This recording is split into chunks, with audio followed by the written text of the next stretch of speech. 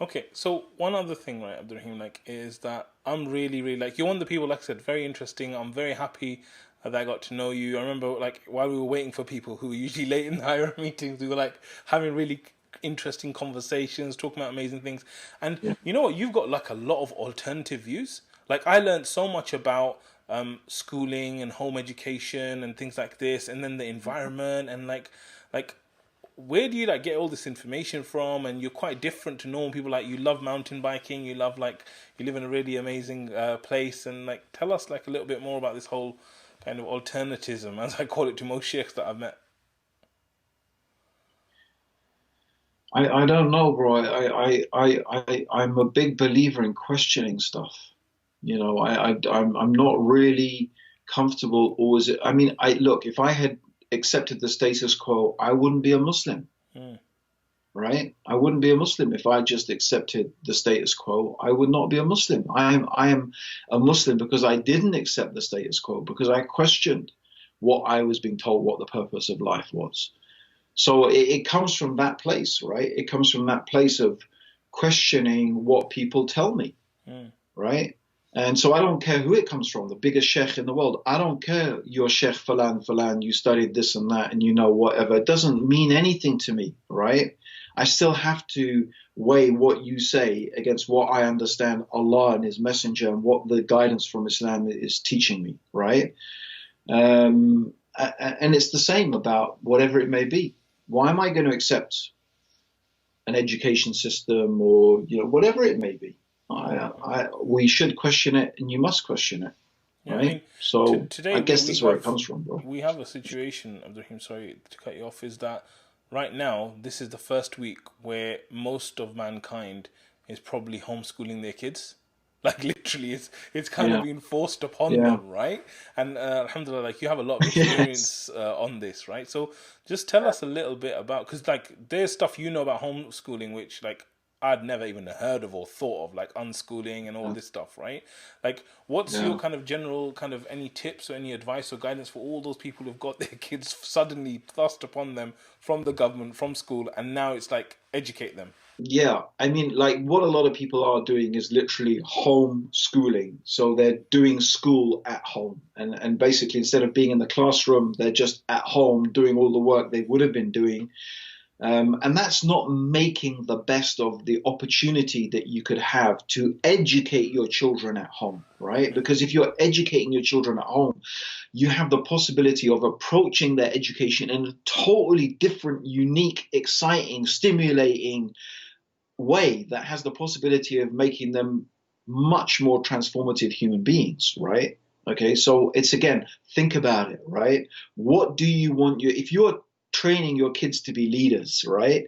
Um, if you're training them, that's what it is. So you're gonna have the opportunity to teach your kids to be self-sufficient, to educate themselves, to love learning, to love education, right? And that's the best thing. The best thing I did for my kids is actually not teaching them much at all. It's like, no, you choose something you're interested in, you learn it. So obviously you want a bit of supervision and you want to give them help. So if they, like, oh, I want to study photography, well, as a dad, you're going to have to probably buy them a camera. mhm, But you yeah, know what? You don't even need to do that. You could say, well, you need to earn some money and go and buy a camera for yourself, right? Let them taste what the real world is like. You have to mm, go and earn it, right? But in some way, you're going to have to sort of help them do all of that, right?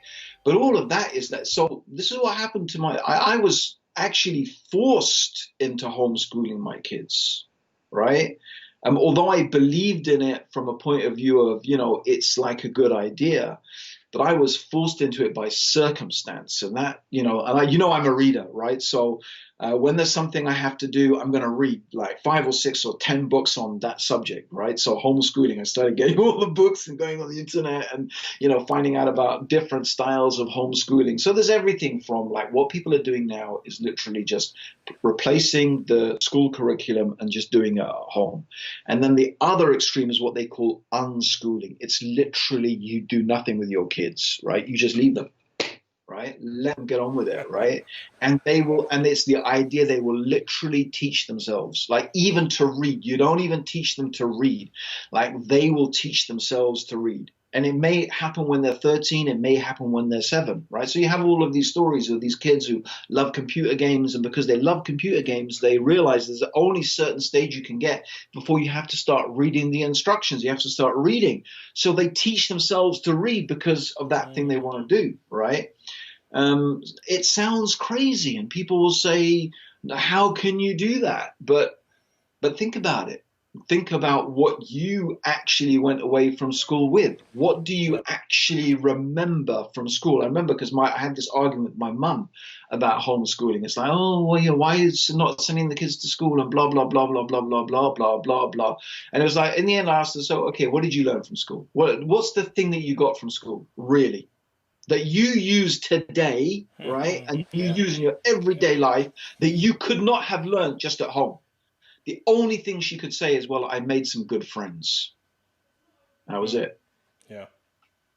I mean, there you go. Like, so after basic reading and basic mathematics and a basic understanding of, like, you know, few principles and outlines of history. I mean, like, what is it? Like, isn't it much better for you to follow your passions? And because if you follow your passion and you're gonna study intensely what you're interested about. Like, well, by the time I left school, like, I'd gone to university. I only went to university because my parents wanted me to go. After 1 year, I realized this. I just don't want to do this. I can't do this. Yet the irony is that having left all of that behind and left study, when I became Muslim, I probably never studied so much in my life. But oh my, I was passionate about it, right? Passionate. And when you're passionate, it's so easy, you know?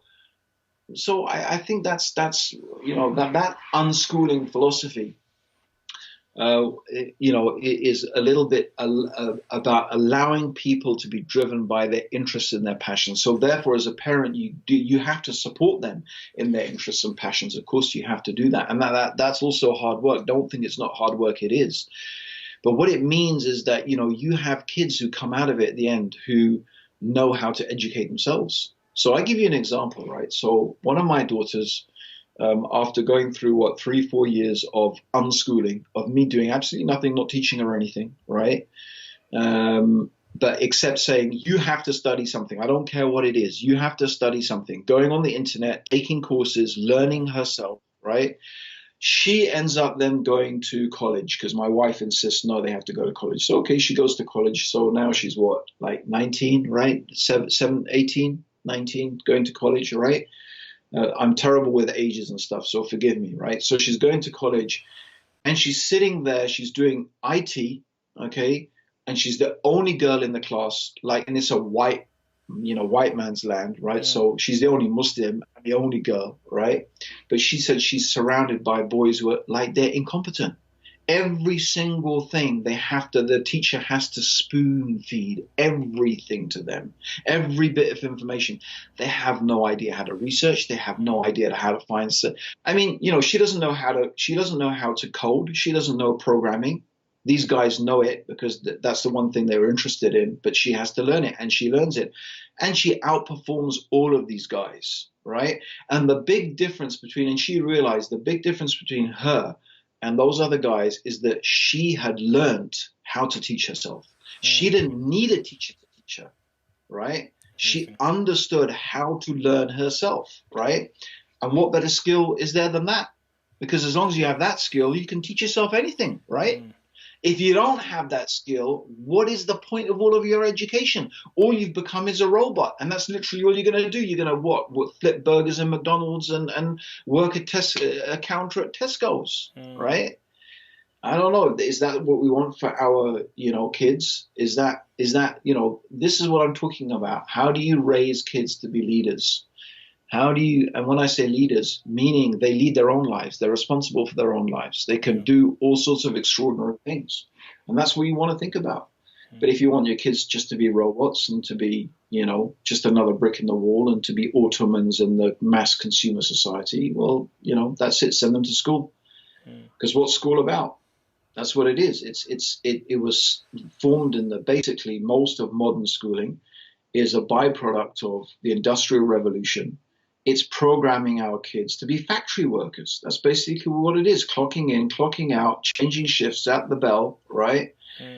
it's literally programming them, and it hasn't fundamentally changed. So is that education? You know, I think one thing I things are like. improving. Schools are better these days, and they are a bit better, but still. One thing interesting Anyway, you that was a said. big rant. No. I think it's I think it's good. I think it's really good. Especially because it gives us a lot of context about education, especially those people that have never encountered any thinking like this.